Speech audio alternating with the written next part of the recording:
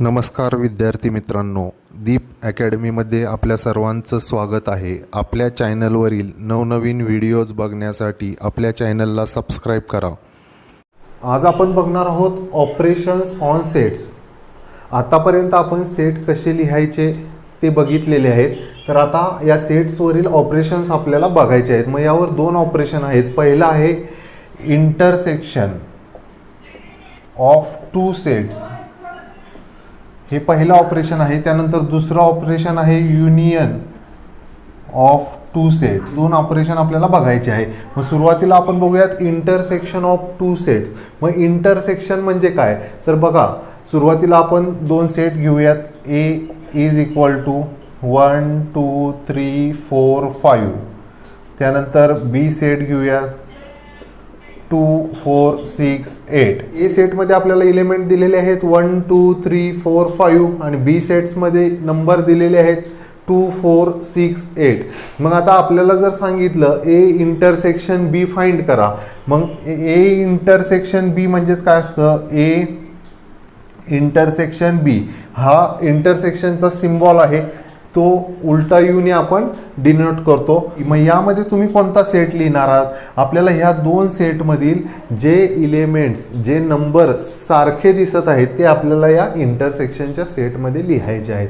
मग याच्यामध्ये बघा आपल्याला 2 2 त्यानंतर 4 4 हे दोन नंबर सारखे दिसत आहेत. मग ते दोन नंबर आपल्याला याच्यामध्ये लिहायचे आहेत, म्हणजे 2, 4. म्हणजेच इंटरसेक्शनमध्ये आपण काय करतो, या दिलेल्या दोन सेटमधील जे एलिमेंट्स जे नंबर आपल्याला सेम दिसत आहेत ते नंबर आपल्याला त्याच्यामध्ये लिहायचे असतात.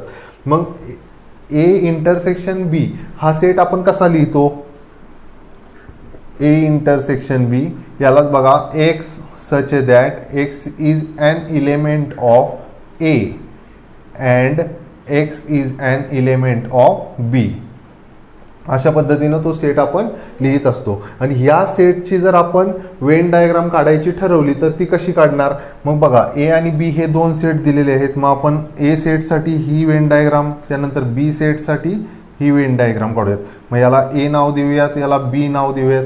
मग बघा दोघांमध्ये जे कॉमन एलिमेंट्स आहेत, जे कॉमन नंबर आहेत ते आपल्याला इथं लिहायचे, कारण हा जो पार्ट आलेला आहे हा कॉमन पार्ट आहे दोघांमध्ये. मग बघा इथं 2 आणि 4 म्हणजे इथं 2 येणार आहे 4 येणार आहे, दोघांमध्ये बी 2 4 हे नंबर कॉमन आलेले आहेत. मग दोघांमध्ये कॉमन पार्टमध्ये 2, 4 हे नंबर आपल्याला लिहायचे आहेत. मग राहिलेले ए सेटमधील कोणते नंबर आहेत, 1 3 5 1 3 5 ते नंबर आपल्याला इकडे लिहायचे आहेत. आणि बी सेटमधील 2 4 आपण लिहिलेला आहे, मग 6 आणि 8 हे नंबर आपल्याला इकडे लिहायचे आहेत. अशा पद्धतीने आपल्याला त्याची वेन डायग्राम काढायची आहे. म्हणजेच इंटरसेक्शन म्हणजे काय असतं, हा जो कॉमन पार्ट आहे याला आपण इंटरसेक्शन असं म्हणत असतो. त्यानंतर आता आपल्याला बघायचं आहे युनियन ऑफ टू सेट्स. म्हणजे युनियन हा काय असतो, मग आपल्याला ए इज इक्वल टू हा एक सेट दिलेला असेल, त्याच्यामध्ये 1 2 3 4 5. त्यानंतर बी हा सेट दिलेला असेल, त्याच्यामध्ये दिलेला असेल आपल्याला 3 4 5 6 7 8 हे नंबर आपल्याला दिलेले असतील. मग युनियन आपण कोणत्या सिम्बॉलने दाखवतो, ए युनियन बी. युनियनसाठी आपण यू हा सिम्बॉल वापरतो. मग ए युनियन बी आपल्याला जर विचारलेला असेल तर या सेटमध्ये कोणते नंबर येणार आहेत, मग यामध्ये बघा या दोन्ही सेटमध्ये आपल्याला 3 कॉमन दिसतोय, 4 कॉमन दिसतोय, त्यानंतर 5 कॉमन दिसतोय. पण ए युनियन बी चा सेट लिहिताना काय करायचं आहे आपल्याला, बघा जे कॉमन आलेले नंबर आहेत ते देखील घ्यायचे आहेत. त्यानंतर ए सेटमधील राहिलेले नंबर आणि बी सेटमधील राहिलेले नंबर हे देखील त्याच्यामध्ये लिहायचे आहे. म्हणजे बघा 1 2 हे नंबर आपल्याला त्याच्यामध्ये लिहायचे आहेत. त्यानंतर हे जे कॉमन आलेले नंबर आहेत ते एकदाच घ्यायचे आहेत, 3 4 5.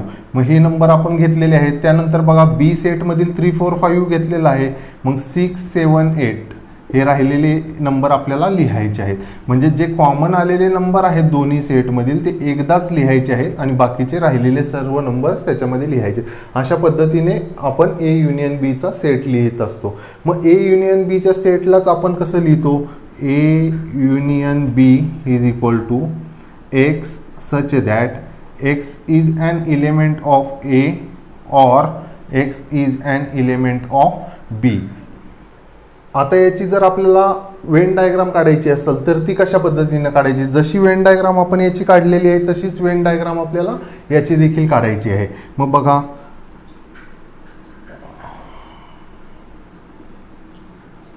मग हा जो कॉमन पार्ट आहे त्याच्यामध्ये आपल्याला काय करायचं आहे, हे जे कॉमन नंबर आलेले आहेत ते इथं लिहायचे आहे. 3 4 5 हा ए सेट आहे, हा बी सेट आहे. मग ए सेटमध्ये राहिलेले नंबर कोणते आहेत, 1 2.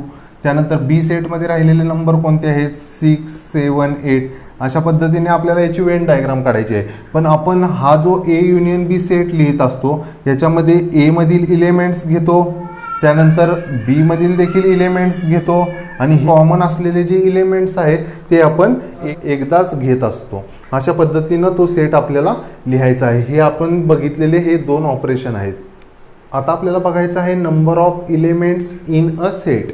म्हणजे एक सेट दिलेला असतील तर त्याच्यामध्ये किती इलेमेंट्स आलेले आहेत ते आपल्याला बघायचं आहे. मग आपण ए सेट घेऊयात. ए इज इक्वल टू 3 6 9 12 15. त्यानंतर बी सेट घेऊयात आपण 6 12 18 24 30 36. हे 2 सेट आपण घेतलेले आहेत. मग याच्यामध्ये बघा, ए सेटमध्ये आपल्याला 3 6 9 12 15 हे 5 नंबर्स आपल्याला आलेले दिसत आहेत. मग नंबर ऑफ इलेमेंट्स 5 आहेत, म्हणून ह्या सेटला आपण काय कसं लिहिणार आहोत, एन ऑफ ए. हा ए सेट आहे म्हणून ए घेतलेला आहे आपण, आणि त्यालाच नंबर ऑफ इलेमेंट्स लिहिण्यासाठी आपण स्मॉल एनचा यूज करतो, म्हणजे एन ऑफ ए. मग एन ऑफ ए म्हणजेच ए सेटमध्ये किती नंबर आलेले आहेत, 1 2 3 4 5, म्हणून n of A is equal to आपण 5 लिहिणार आहोत. त्याचप्रमाणे आता हा बी सेट आहे. मग नंबर ऑफ इलेमेंट्स किती आहेत या बी सेटमध्ये, त्यासाठी आपण n of B is equal to लिहिणार आहोत. मग किती नंबर आहेत बघा, 1 2 3 4 5 6 नंबर आहेत, म्हणून एन ऑफ बी इथं येणार आहे 6 येणार आहेत. मग आता एन ऑफ ए ची व्हॅल्यू आपण फाइंड केली, एन ऑफ बी आपण फाइंड केलेला आहे. मग आपल्याला जर विचारलं ए इंटरसेक्शन बी आणि ए युनियन बी फाइंड करा, मग बघा त्याच्यामध्ये ए इंटरसेक्शन बी आपल्याला जर फाइंड करायला लावला तर मग ए इंटरसेक्शन बी मध्ये आपण कोणता सेट लिहिणार आहोत, ए इंटरसेक्शन बी मध्ये आपण ज्या दोन्ही सेटमध्ये कॉमन आलेले इलेमेंट आहेत ते लिहित असतो. मग याच्यामध्ये बघा 6 कॉमन आलेला आहे, त्यानंतर 12 कॉमन आलेला आहे. मग 6, 12 हे नंबर याच्यामध्ये येणार आहेत. मग या n of A intersection B is equal to 2 येणार आहे, कारण की याच्यामध्ये 2 नंबर आलेले आहेत.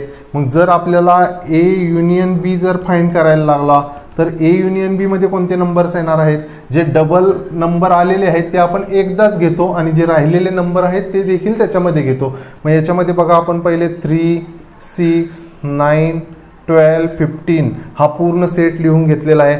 मग ह्या सेटमधील आपल्याला हे जे डबल आलेले नंबर आहेत ते परत लिहायचे नाहीत, 6 आणि 12 आपण लिहिलेले आहेत.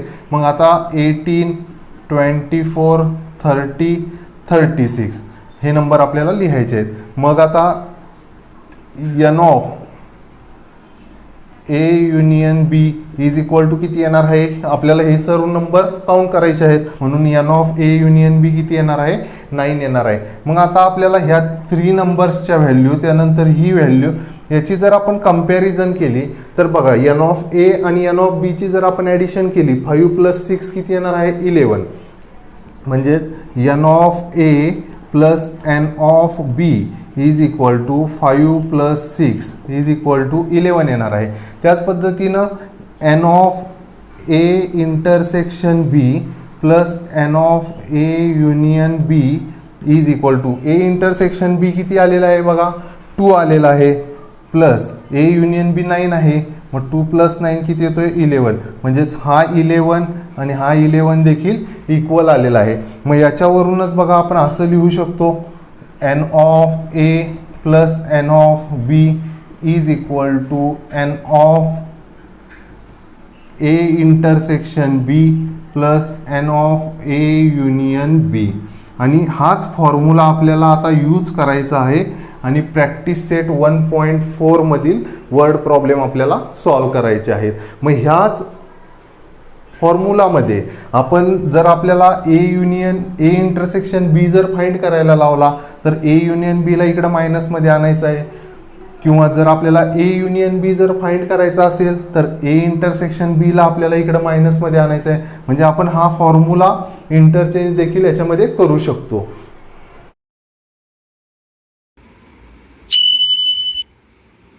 आता आपण प्रॅक्टिस सेट 1.4 मधील क्वेश्चन नंबर फर्स्ट बघणार आहोत. याच्यामध्ये बघा काय सांगितलेलं आहे. If n of A is equal to 15 आपल्याला दिलेला आहे. N of A union B 29 दिलेला आहे. N of A intersection B 7 दिलेला आहे. देन एन ऑफ बी आपल्याला फाइंड करायचा आहे. मग याच्यामध्ये काय करायचं आहे बघा. आता आपल्याकडे फॉर्म्युला आहे, तो फॉर्म्युला आपल्याला लिहून घ्यायचा आहे. N of A plus N of B is equal to n of A intersection B plus N of A union B.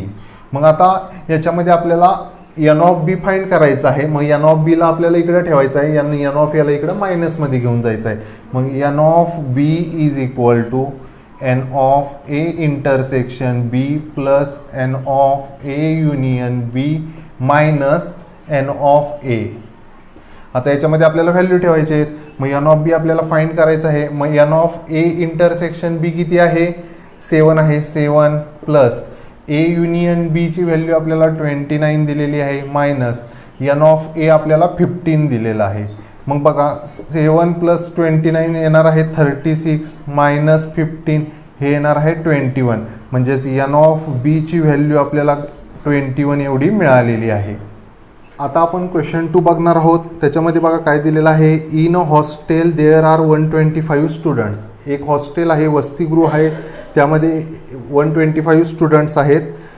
Out of which 80 drink tea. मग त्या 125 स्टुडंट्सपैकी 80 स्टुडंट्स चहा पितात, 60 ड्रिंक कॉफी, 60 स्टुडंट्स कॉफी पितात and 20 drink tea and coffee both. आणि 20 students चहा आणि coffee दोन्ही पितात.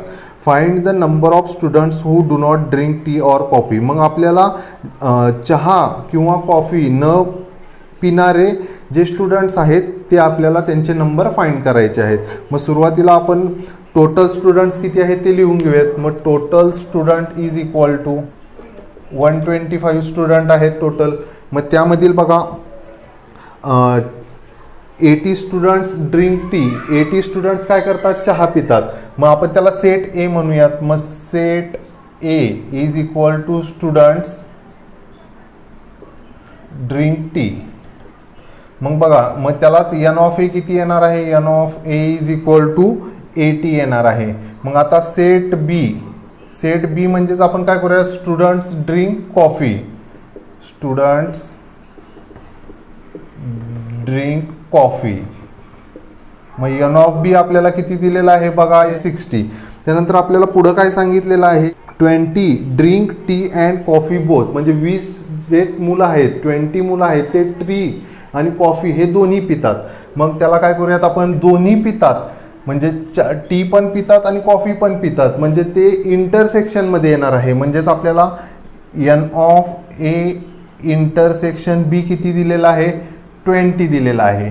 मग आता ह्या तिन्ही व्हॅल्यूवरून आपण आधी ए युनियन बी फाइंड करून घेऊयात. मग आपल्याकडे फॉर्म्युला आहे n of A plus N of B is equal to n of A intersection B plus N of A union B. मग आता आपल्याला ए इंटरसेक्शन बी माहिती आहे, ए युनियन बी फाइंड करायचं आहे. मग n of A union B is equal to n of A plus N of B minus n of A intersection B. याच्यामध्ये आपण व्हॅल्यू पुट करूयात. ए युनियन बी आपल्याला फाइंड करायचं आहे. मग एन ऑफ ए काय आहे? 80 दिलेला आहे. एन ऑफ बी आपल्याला 60 दिलेला आहे minus n of A intersection B आपल्याला 20 माहिती आहे. मग 80 plus 60 140 minus 20 is equal to 120. हे आपल्याला काय मिळालेलं आहे? N of A union B.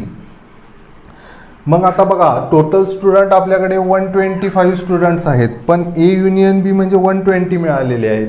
मग 120 स्टुडंट्स कोणते आहेत? युनियन सेट आहे. युनियन म्हणजे काय असतं? ते टी पण घेणारे आहेत आणि कॉफी पण घेणारे आहेत. पण आपल्याला एक्झाम्पलमध्ये काय विचारलेलं आहे? मग students who do not drink T और कॉफी. मग बघा, मग आपल्याकडे टोटल 125 स्टुडंट्स आहेत. त्यामधून आपल्याला हे जे 120 आलेलं आहे ते मायनस करावं लागेल. म्हणजे हे 120 म्हणजे युनियनचा सेट आहे. युनियन म्हणजे त्याच्यामध्ये टी घेणारे आणि कॉफी घेणारे दोन्ही आलेले आहेत. मग ते टी घेणारे आणि कॉफी घेणारे जर आपण टोटल स्टुडंट्समधून जर मायनस केले तर आपल्याला जे मिळणारे नंबर्स आहेत तर ते कोणते आहेत? डू नॉट ड्रिंक टी और कॉफी. म्हणजेच हे 5 स्टुडंट्स जे आहेत ते चहा पण घेत नाहीत आणि कॉफी पण घेत नाहीत. अशा पद्धतीने हे वर्ड प्रॉब्लेम आपल्याला सॉल्व्ह करायचे आहेत. आता आपण क्वेश्चन नंबर 3 बघणार आहोत. In a competitive exam 50 students pass in English. एका कॉम्पिटिटिव्ह एक्झाममध्ये 50 स्टुडंट इंग्लिशमध्ये पास झालेले आहेत. 60 student pass in mathematics. 60 students मॅथमॅटिक्समध्ये पास झालेले आहेत. 40 students pass in both the subject. आणि इंग्लिश आणि मॅथमॅटिक्स या दोन्ही सब्जेक्टमध्ये मिळून 40 स्टुडंट पास झालेले आहेत. None of them fail in both the subject. आणि त्या दोन्ही सब्जेक्टमध्ये एकही मुलगा फेल झालेला नाही. Find the number of students who pass at least in one of the subject. मग आपल्याला असे स्टुडंट फाइंड करायचे आहे जे कमीत कमी एका सब्जेक्टमध्ये पास झालेले आहेत. मग त्यासाठी बघा, सेट ए. सेट ए कोणाला म्हण? स्टुडंट पास इन इंग्लिश, त्याला आपण सेट ए म्हणणार आहोत. मग एन ऑफ ए किती दिलेला आहे बघा? 50 स्टुडंट दिलेले आहेत. मग सेट बी. सेट बी काय आहे? Student pass in mathematics. मग एन ऑफ बी किती दिलेला आहे बघा? 60 स्टुडंट पास झालेले आहेत म्हणून इथे एन ऑफ बी 60 घेऊयात. आणि इथं आपल्याला सांगितलेलं आहे 40 student pass in both the subject. म्हणजे 40 स्टुडंट दोन्ही सब्जेक्टमध्ये पास झालेले आहेत. मग दोन्ही सब्जेक्टमध्ये पास झालेले आहेत म्हणजे तो ए इंटरसेक्शन बी सेट असणार आहे. म्हणजेच A intersection B is equal to किती येणार आहे? 40 येणार आहे. मग आपल्याला ही जी इन्फॉर्मेशन दिलेली आहे याच्यावरून आता आपल्याला ए युनियन बी फाइंड करायचं आहे. मग बघा, ए युनियन बी याचा फॉर्म्युला काय तयार होणार आहे? N of A plus N of B minus n of A intersection B. मग याच्यावरून याच्या ए युनियन बी आपण फाइंड करून घेऊयात. मग एन ऑफ ए किती आहे? 50 प्लस एन ऑफ बी आहे 60 मायनस ए इंटरसेक्शन बी आपल्याला 40 दिलेला आहे. म्हणजेच बघा, 50 प्लस 60 110 मायनस 40 हे आपल्याला 70 मिळालेले आहेत. मग n of A union B. मग ए युनियन बी, युनियन म्हणजे काय असतो? असे स्टुडंट्स त्याच्यामध्ये येणार आहेत ते कोणत्याही एका सब्जेक्टमध्ये पास झालेले आहेत. Students who pass at least one subject is equal to किती येणार आहेत? 70. म्हणजे हे 70 स्टुडंट्स असे आहेत ते ॲटलिस्ट वन सब्जेक्टमध्ये पास झालेले आहेत. आता आपण बघणार आहोत question number 4. A survey was conducted to know the hobby of 220 students of class 9. मग इयत्ता 9वीचे क्लास 9मधील 220 स्टुडंट आहेत त्यांचा सर्वे केलेला आहे. मग out of which 130 student inform about their hobby as rock climbing. मग ते जे 220 स्टुडंट्स आहेत त्यापैकी 130 स्टुडंट्सचा हॉबी काय आहे? रॉक क्लाइम्बिंगचा आहे. And 180 students inform about their hobby as sky watching. आणि 180 स्टुडंट्सचा हॉबी स्काय वॉचिंग आहे. There are 110 students who follow both the hobbies. आणि 110 स्टुडंट असे आहेत त्यांचे ते दोन्ही हॉबीज आहेत. Then how many students do not have any of the two hobbies. मग असे किती स्टुडंट्स आहेत त्यांना त्या दोन्ही पण हॉबी नाहीत ते आपल्याला फाइंड करायचे आहेत. मग how many of them follow the hobby of rock climbing only. म्हणून ओनली रॉक क्लाइम्बिंग हॉबी असणारे किती स्टुडंट्स आहेत. त्यानंतर how many students follow the hobby of sky watching only. मग ओनली स्काय वॉचिंग हॉबी असणारे किती स्टुडंट्स आहेत ते आपल्याला फाइंड करायचे आहे. Set A is equal to whose hobbies rock climbing. मग एन ऑफ ए किती येणार आहे? 130 students. Set B is equal to whose hobby sky watching. मग स्काय वॉचिंग हॉबी असणारे किती स्टुडंट्स आहेत त्यांना आपल्याला एन ऑफ बी म्हणायचं. 180 स्टुडंट्स येणार आहेत. आणि ऑल स्टुडंट्स किती आहेत? All students is equal to 220 students. त्यानंतर दोन्ही हॉबी असणारे किती स्टुडंट आहेत? आपल्याला 110 स्टुडंट असे दिलेले आहेत ज्यांना बोथ हॉबीज आहेत.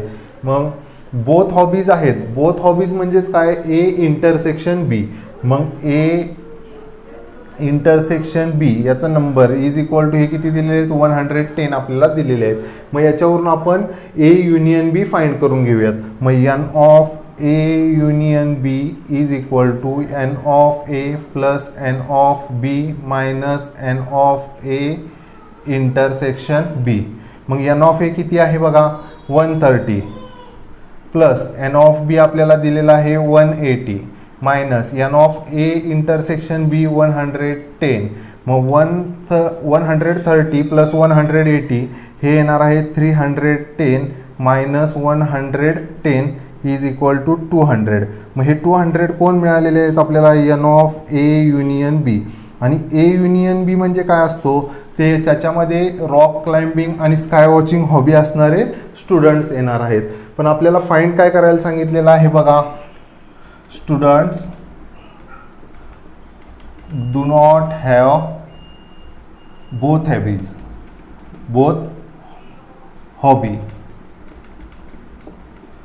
मग हे इज इक्वल टू किती येणार आहे? टोटल स्टुडंट्स आहेत 220 मायनस हे ए युनियन बी आलेला आहे 200. मग याच्यातून 200 मायनस करायचा म्हणजे आपल्याला 20 स्टुडंट्स कोणते मिळणार आहेत? ज्यांना दोन्ही पण हॉबी नाहीत असे स्टुडंट्स मिळणार आहेत. त्यानंतर पुढं आपल्याला काय फाइंड करायचं आहे? How many of them follow the hobby of rock climbing only. आता इथं आपल्याला रॉक क्लाइम्बिंग ओनली विचारलेलं आहे. मग ओनली हा शब्द जर विचारलेला असेल मग त्याच्यावरून आपल्याला काय करायचं आहे? रॉक क्लाइम्बिंग ओनली हॉबी असणारे किती स्टुडंट्स. मग आता बघा आपण जर त्याची वेन डायग्राम काढली मग आणि हे दोन्ही इंटरसेक्शन सेट आहे. मग इंटरसेक्शन किती दिलेलं आहे? 110 दिलेलं आहे बरोबर. पण आपल्याला रॉक क्लाइम्बिंगचे किती दिलेले आहेत बघा? रॉक क्लाइम्बिंगचे 130 स्टुडंट्स दिलेले आहेत. पण रॉक क्लाइम्बिंगमधील 130 पैकी 110 आपण इथं लिहिलेले आहेत. मग इथं येणार आहे 20 म्हणजे 110 आणि 20 हे झालेले आहेत 130 रॉक क्लाइम्बिंगचे. आणि स्काय वॉचिंगचे आपल्याला किती दिलेले आहेत बघा? 180. पण 180 पैकी 110 आपण इथं लिहिलेले आहेत. मग इथं येणार आहे 70. मग आपल्याला ज्यावेळेस ओनली रॉक क्लाइम्बिंग विचारलेलं असेल त्यावेळेस आपल्याला जे रॉक क्लाइम्बिंगचे टोटल स्टुडंट्स आहेत त्याच्यामधून आपल्याला हे 110 मायनस करायचे आहेत. आणि आपल्याला जर स्काय वॉचिंगचे ओनली स्टुडंट्स विचारलेले असतील तर आपल्याला 180 मधून हे 110 मायनस करायचे आहे. कारण का? हे जे 110 स्टुडंट्स आहेत हे दोघांमध्ये कॉमन असणार आहेत. मग अशा पद्धतीने ते आपल्याला पुढे सोडवायचं आहे. Only rock climbing. मग ओनली रॉक क्लाइम्बिंग हॉबी असणारे किती स्टुडंट येणार आहेत? टोटल स्टुडंट किती आहेत रॉक क्लाइम्बिंगचे? 130. मग 130 मायनस 110 म्हणजेच हे येणार आहे 20. म्हणजे 20 स्टुडंट्स असे आहेत ते ओनली रॉक क्लाइम्बिंग हॉबी असणार आहे. मग ओनली स्काय वॉचिंग हॉबी असणारे किती स्टुडंट येणार आहे? स्काय वॉचिंगचे टोटल स्टुडंट्स आहेत 180. पण ह्या 180 मधून आपल्याला 110 मायनस करायचे आहेत म्हणजे हे 70 स्टुडंट्स जे आहेत ते स्काय वॉचिंगचे आहेत. आता आपण क्वेश्चन नंबर 5 सॉल्व करणार आहोत. याच्यामध्ये आपल्याला ही वेन डायग्राम दिलेली आहे. ह्या वेन डायग्राम आपल्याला ऑब्झर्व करायची आहे आणि आपल्याला हे सेट्स लिहायचे आहेत. मग त्यामध्ये आपण सुरुवातीला ए सेट लिहिणार आहोत. मग ए सेट बघा काय आहे? ह्या वेन डायग्राममध्ये आपल्याला हा ए सेट दिसतोय. ए मध्ये काय काय येणार आहे? X Y Z M N हे इलेमेंट्स येणार आहेत. मग ते लिहायचे आहेत आपल्याला X Y Z M N. त्यानंतर बघा आपल्याला बी सेट लिहायचा आहे. मग बी सेटमध्ये कोणते इलिमेंट येणार आहे? हा बी सेट आहे. मग याच्यामध्ये P Q R M N. मग आपल्याला ते इलिमेंट्स लिहायचे आहेत P Q R M N. त्यानंतर तिसरा सेट आपल्याला लिहायचा आहे ए युनियन बी. मग बघा ए युनियन बी मध्ये कोणकोणते नंबर येणार आहेत. ए युनियन बी म्हणजे काय असतं, त्याच्यामध्ये ए मधील येणारे एलिमेंट्स, त्यानंतर बी सेटमध्ये येणारे एलिमेंट्स आणि हे कॉमन असणारे एलिमेंट्स आपल्याला एकदाच घ्यायचे आहेत. मग बघा त्याच्यामध्ये काय लिहिणार आहोत आपण, एक्स वाय झेड, त्यानंतर एम एन, त्यानंतर पी क्यू आर. आता लिहायचं आहे आपल्याला यू म्हणजेच आहे युनिव्हर्सल सेट. युनिव्हर्सल सेट हा युनिव्हर्सल सेट आहे. मग युनिव्हर्सल सेटमध्ये हे ऑल एलिमेंट्स येणार आहे. मग त्याच्यामध्ये बघा एक्स वाय झेड, त्यानंतर एम एन, त्यानंतर पी क्यू आर आणि त्यानंतर हे यस आणि टी हे देखील एलिमेंट्स त्याच्यामध्ये येणार आहे. मग पुढं बघा आता ए कॉम्प्लिमेंट आपल्याला लिहायचं आहे. मग ए कॉम्प्लिमेंट म्हणजे काय, ए सेटमध्ये जे एलिमेंट्स येत नाहीत ते एलिमेंट्स आपल्याला याच्यामध्ये लिहायचे आहे. म्हणजे P Q R S T. मग ए कॉम्प्लिमेंटमध्ये काय येणार आहे बघा, P Q R S T म्हणजे जे एलिमेंट्स एमध्ये येत नाहीत ते आपल्याला ए कॉम्प्लिमेंटमध्ये लिहायचे आहेत. त्यानंतर आता बी कॉम्प्लिमेंट. मग बी कॉम्प्लिमेंटमध्ये कोणते एलिमेंट्स येणार आहेत, जे बी सेटमध्ये येत नाहीत. मग बी सेट आपल्याला सोडून द्यायचं आहे. मग x Y Z S T, x Y Z S T हे एलिमेंट्स बी कॉम्प्लिमेंटमध्ये येणार आहेत. त्यानंतर आपल्याला लिहायचं आहे ए युनियन बी कॉम्प्लिमेंट. मग ए युनियन बी कॉम्प्लिमेंटचा सेट आपल्याला लिहायचा आहे. मग ए युनियन बी कॉम्प्लिमेंटमध्ये कोणते एलिमेंट्स येणार आहेत, जे ए युनियन बीमध्ये आलेले आहेत ते एलिमेंट्स आपल्याला घ्यायचे नाहीत. मग बघा ए युनियन बीमध्ये हे सर्व एलिमेंट्स येतात ते आपल्याला घ्यायचे नाही. म्हणजे फक्त याच्यामध्ये यस आणि टी येणार आहे. म्हणजेच ए युनियन बीचा कॉम्प्लिमेंट म्हणजे काय, एस कॉमा टी हे दोन एलिमेंट्स त्याच्यामध्ये येणार आहेत. अशा पद्धतीनं आपल्याला हा प्रॅक्टिस सेट सॉल्व करायचा आहे.